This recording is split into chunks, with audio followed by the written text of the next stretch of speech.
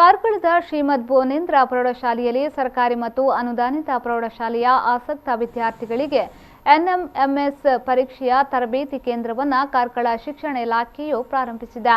40 ವಿದ್ಯಾರ್ಥಿಗಳು ಈ ಕೇಂದ್ರದಲ್ಲಿ ತರಬೇತಿಯನ್ನು ಪಡೆದುಕೊಳ್ಳುತ್ತಿದ್ದಾರೆ.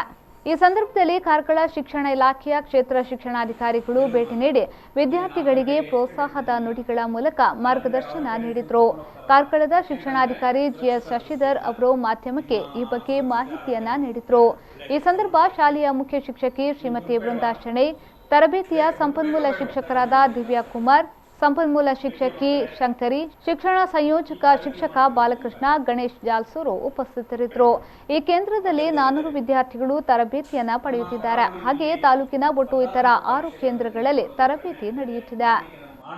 ಮೊದಲನೇ ದಿನನೇ ತುಂಬ ಚೆನ್ನಾಗಿದೆ. ಎಲ್ಲ ಶಾಲೆಗಳಲ್ಲೂ ಬಹಳ ಖುಷಿಯಿಂದ ಮಕ್ಕಳು ಎಂಜಾಯ್ ಮಾಡ್ತಾ ಇದ್ದಾರೆ.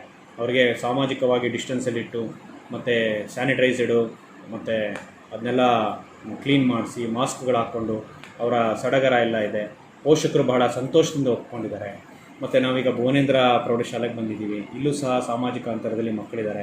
ಪರೀಕ್ಷೆಯನ್ನು ತುಂಬ ಯಶಸ್ವಿಯಾಗಿ ಮಾಡಿದ ಶಾಲೆ ಇದು. ಮಾನ್ಯ ಜಿಲ್ಲಾಧಿಕಾರಿಗಳು ಈ ಕೇಂದ್ರಕ್ಕೆ ಭೇಟಿ ನೀಡಿ ಪ್ರಶಂಸೆಯನ್ನು ವ್ಯಕ್ತಪಡಿಸಿದರು. ಇಲ್ಲ ಮುಖ್ಯ ಗುರುಗಳು ಬೇರೆಯವರ ಕಾರ್ಯಚಟುವಟಿಕೆ ಬಗ್ಗೆ ಮತ್ತು ಜೊತೆಗೆ ನಮ್ಮ ತಂಡ ಭೇಟಿ ಮಾಡಿದೆ. ಇವತ್ತು ಸಂಜೆ ನಿಚ್ಚಳವಾದ ಚಿತ್ರಣ ಸಿಗುತ್ತೆ ಪ್ರತಿ ಶಾಲೆಗಳಲ್ಲೂ. ಮತ್ತು ಕ್ರೈಸ್ಟ್ ಕಿಂಗ್ ಅಂತ ಅನುದಾನ ರಹಿತ ಶಾಲೆಗೆ ಹೋಗಿದ್ವಿ.